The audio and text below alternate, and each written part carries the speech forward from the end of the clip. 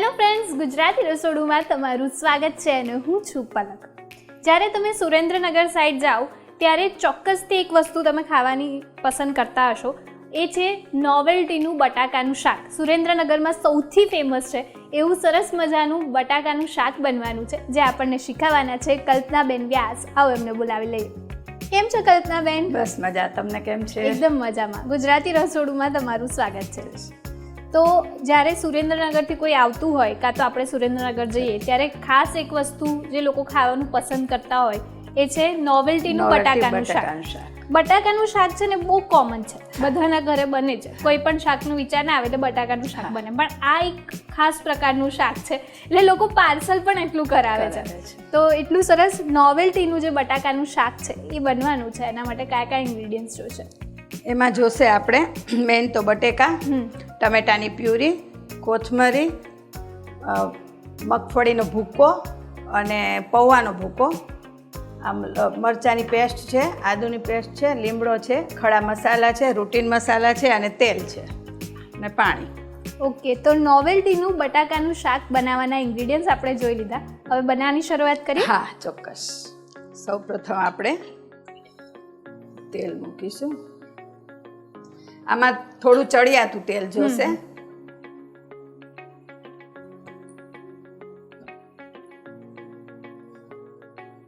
એટલે 4 થી 5 મોટી ચમચી જેટલું આપણે તેલ અત્યારે લઈએ છીએ. હા, 5 ચમચી લીધું. હવે આમાં આપણે અડધી ચમચી રાઈ મૂકીશું. રાઈ તતડી જાય એટલે આપણે એમાં અડધી ચમચી જીરું નાખીશું.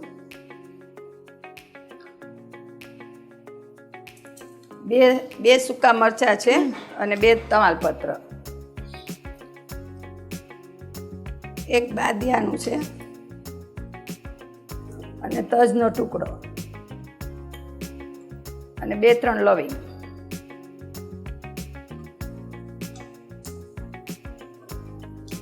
હવે એમાં આપણે લીમડાના પાન 8-10 નાખી દઈશું. આદું છે 1 ચમચી, 1 ચમચી મરચાંની પેસ્ટ છે,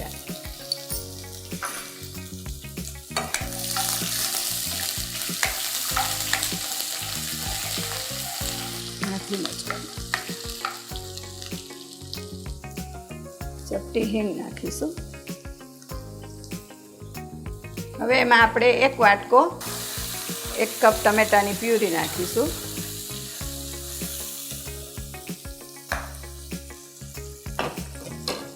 હવે એમાં આપણે બધા મસાલા કરીશું. અડધી ચમચી હળદર નાખીશું, 1 ચમચી ધાણા જીરું,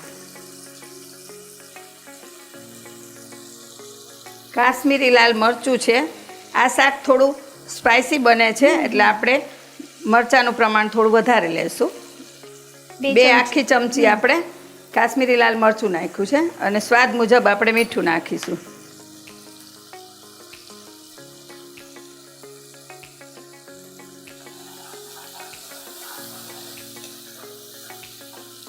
આપણે જે વડાનું શાક બનાવતા હોય ને એની જે સ્મેલ આવે ને એવી સ્મેલ આવે છે. એકદમ સુગંધ આવે છે. અને હવે જે આપણે ગ્રેવી નાખીને એટલે હવે એને તેલ ઉપર આવવા દેવાનું, ત્યાં સુધી આપણે ગ્રેવીને સાતળવી પડશે.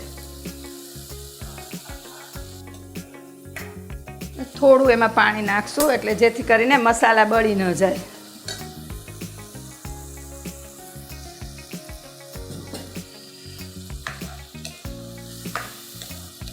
તો તમે જોઈ શકો છો બધું તેલ ઉપર આવી ગયું છે.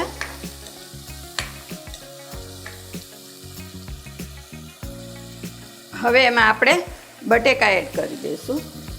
2 નંગ બટાકા લીધા છે છોલીને. હા, 2 નંગ બટેકા આપણે છોલીને લીધા છે.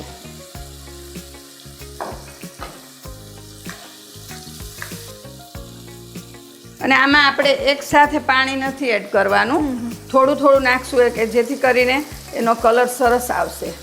ઓકે, આપણે 2 મિનિટ ઢાંકી દઈએ, ફરી જોઈને પછી જરૂર લાગશે એ પ્રમાણે પાણી નાખતા જઈશું. હવે આપણું આ શાક થઈ જવા આવ્યું છે. આ શાક તમે આમ તો કુકરમાં પણ બનાવી શકો, પણ વરાનું શાક હોય તો આપણે એની રીત પ્રમાણે છૂટું બનાવીએ. હવે એમાં આપણે આ 2 ચમચી મગફળીનો ભૂકો,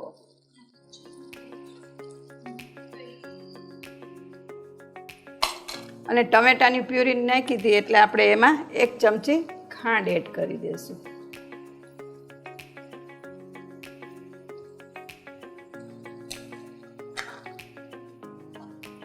હવે એને 2 મિનિટ આપણે થવા દઈએ. ને આ શાકની ખાસ એ વસ્તુ કે આમાં પૌવાનો ભૂકો પડે છે, બાકી બીજા કોઈ શાકમાં તમે પૌવાનો ભૂકો નહીં નાખતા હો. એટલે આમાં આપણે લાસ્ટમાં છેલ્લે પૌવાનો ભૂકો નાખી અને ઉતારી લેશું, જેથી કરીને તમારું શાકનો રસો એકદમ ઘટ થશે. 2 થી 3 ચમચી જેટલું 3 ચમચી પૌવાનો ભૂકો નાખ્યો આપણે, એટલે જે રસામાં જે થિકનેસ છે હા એ એનાથી આવી જશે. હા, અને કલર પણ થોડો. હા, હવે આપણું આ બટેકાનું નોવેલ્ટી શાક રેડી છે. હવે આપણે એને સર્વ કરીશું. જો પૌવાનો ભૂકો નાખવાથી એકદમ શાક ઘટ થઈ ગયું છે.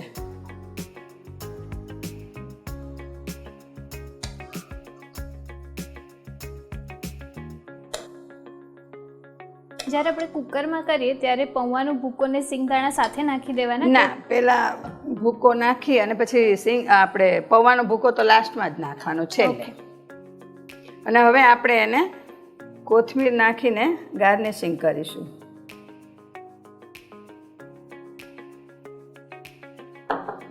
તો તૈયાર છે સુરેન્દ્રનગરનું બટેકાનું નોવેલ્ટી શાક.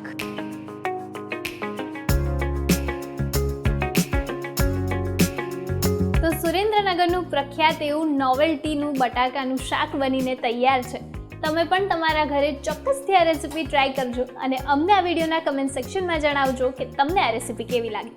આ વિડીયોને લાઇક કરો, શેર કરો, અને જો હજુ સુધી તમે અમારી ગુજરાતી રસોડુની યુટ્યુબ ચેનલને સબસ્ક્રાઇબ ના કરી હોય તો અત્યારે જ સબસ્ક્રાઇબ કરો. કલ્પનાબેન, તમે અમારા ગુજરાતી રસોડુના રસોડે આવીને સુરેન્દ્રનગરનું પ્રખ્યાત નોવેલ્ટીનું બટાકાનું શાક અમારા દર્શકોને શીખવ્યું એ બદલ તમારો ખૂબ ખૂબ આભાર. જો તમે તમારી રેસીપી અમારા ગુજરાતી રસોડુના રસોડે બનાવવા ઈચ્છો છો તો અત્યારે જ તમારી રેસીપી અને તેના ફોટા અમને અમારા WhatsApp નંબર 8238234001 પર મોકલી આપો, અથવા તમે તમારી રેસીપી અમને ઈમેલ પણ કરી શકો છો. અમારું ઈમેલ આઈડી છે recipe@gujaratirasodhu.com.